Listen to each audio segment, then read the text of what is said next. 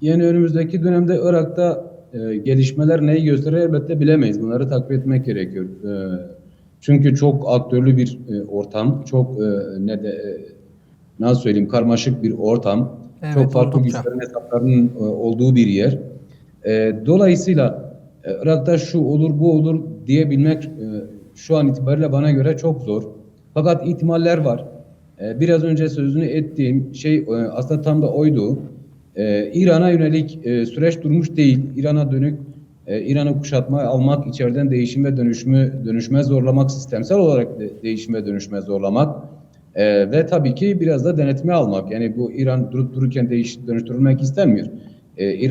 İran biraz önümüzdeki 100 yıl itibarıyla şekillendirilecek Orta Doğu'ya entegre edilmeye çalışılıyor. Bu kapitalist sistemin, küresel hegemon güçlerin istediği çerçevede yapmaya çalışıyorlar. Bu İran'ın da bölgedeki diğer halkların da istediği şekilde olmayacağı kesin. Ya buna karşı direnirsiniz, işte daha önce yaşanan İran-İsrail Savaşı gibi yeni savaşlar patlak verir. Bu coğrafyaya geniş şekilde yayılır. Ya da İran kendi iç dinamiklerle bir demokratikleşmeye gider. Aslında küresel güçlerin kendisine saldırı açısından gerekçe olarak gösterdikleri şeyleri peyderpey ortadan kaldırır.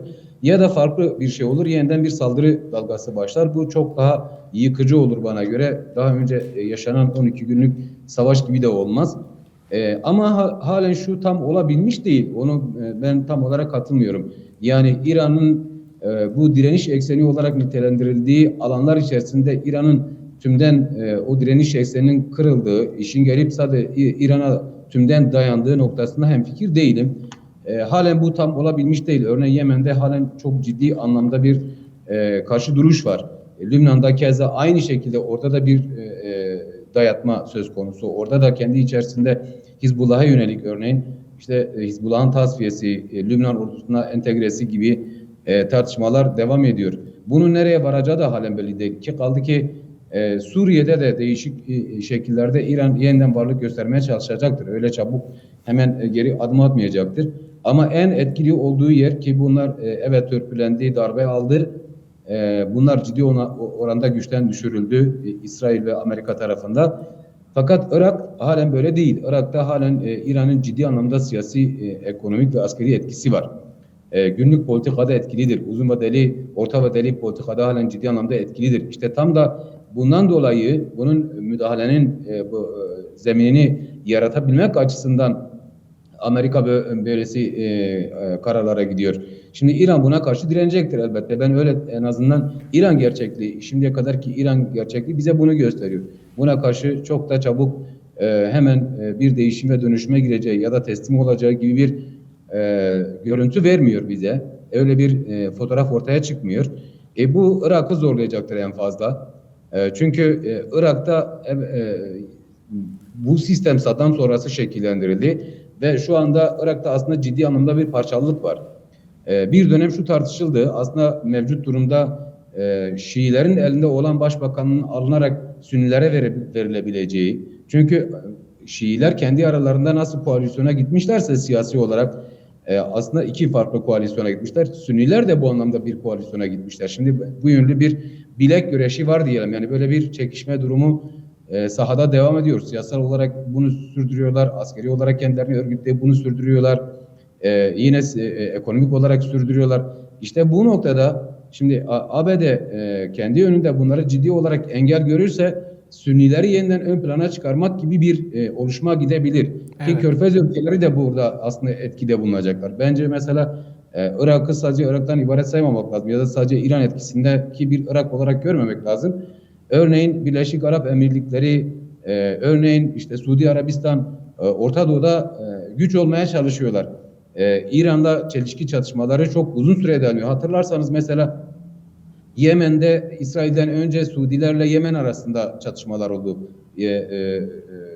Yemen Husi hareketi bundan birkaç yıl önce sürekli Suudi Arabistan'ın petrol yataklarına saldırılar gerçekleştiriyordu. Yine Birleşik Arap Emirlikleri bu çelişki ve çatışmaların içerisindeydi. Hatta Yemen'in güney ve kuzey olarak bölünmesinde bu güçlerin küresel güçlerle birlikte etkisi vardı ve dolayısıyla Suudi Arabistan'ın şu anda Orta Doğu'ya giderek daha fazla yayılma, yine Birleşik Arap Emirlikleri'nin Suriye üzerinden giderek elini güçlendirip Orta Doğu'da etkili olma, Körfez ülkeleri üzerinde etkili olmak gibi bir siyasetleri var ve dolayısıyla bu kaçınılmaz olarak bunları da İran daha fazla İran karşıtlığına getiriyor. Çünkü bu güçlerin İran'a karşı bölge hegemonyacılığını oluşturmak, geliştirmek gibi bir çelişkileri vardı.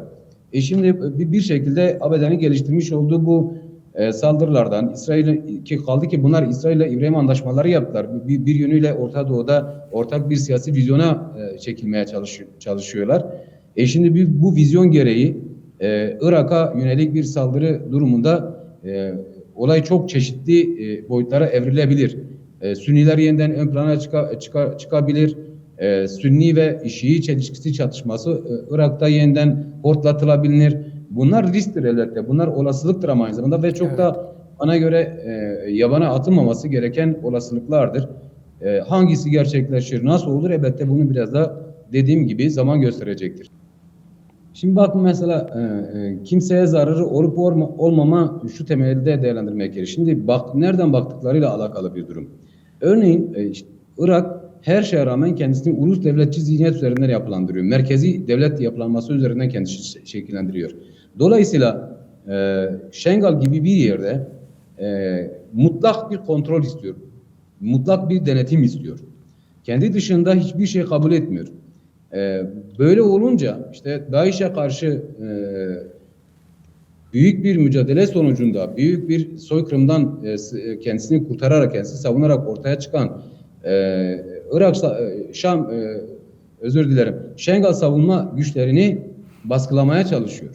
İradesini kırmaya çalışıyor. Aynı zamanda Şengal özerk yönetimi gibi bir yapıyı kabullenemiyor. Şimdi bu kadar kendi içerisinde parçalı olmasına rağmen buna tahammül edemiyor.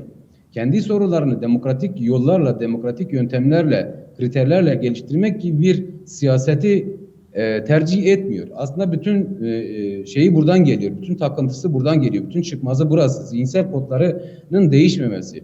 Tabii sadece bu Irak'la bağlantılı değil. İşte 100 yıllık bölgede şekillenen ulus devletçi anlayış, zihniyet halkların soykırımı üzerine şekillendi. Şimdi Kürtlerin soykırımı üzerine de şekillendi. Kürtleri de soykırımdan geçirdi. Ezileri de soykırımdan geçirdi topluluk olarak. Şimdi mesela buna Türk devleti de tahammül etmiyor. Şimdi hatırlayalım 9 Ekim anlaşması yapmışlardı KDP ile Bağdat hükümeti kendi arasında. Şimdi bunun arkasında kim vardı? Bunun arkasında Türk devleti vardı. Teşvik ettiler. Şimdi zorla bunu dayatmaya çalışıyorlar. Bir şekilde fırsatı bulup, sindirip, teslim alarak bu anlaşmayı hayata geçirmeye çalışıyor. Oysa Şengal özerk yönetiminin talebi ne? Kendi kendisini yönetebilmek, kendi savunma güçlerini oluşturabilmek. Ama bunu Irak bütünlüğü içerisinde yapmak. Irak'tan ayrılmak gibi bir siyaset yürütmüyor. Fakat dediğim gibi bu zihniyet kendisi dışında bir yerel bir gücü, kendi işte farklılığını ortaya koyan bu yapıları kabul etmediğinden dolayı, tahammül etmediğinden dolayı mutlak olarak kontrol etme gereksinimi duyuyor. Temel çıkmaz buradan geliyor. Temel çelişki buradan ortaya çıkıyor. Oysa yapılması gereken ne? İşte tam bu kendi içerisinde bu kadar sorunlarla boğuşurken dışarıdan herhangi bir müdahaleye maruz kalmamak için kendi demokratik sistemini oluşturabilmeli.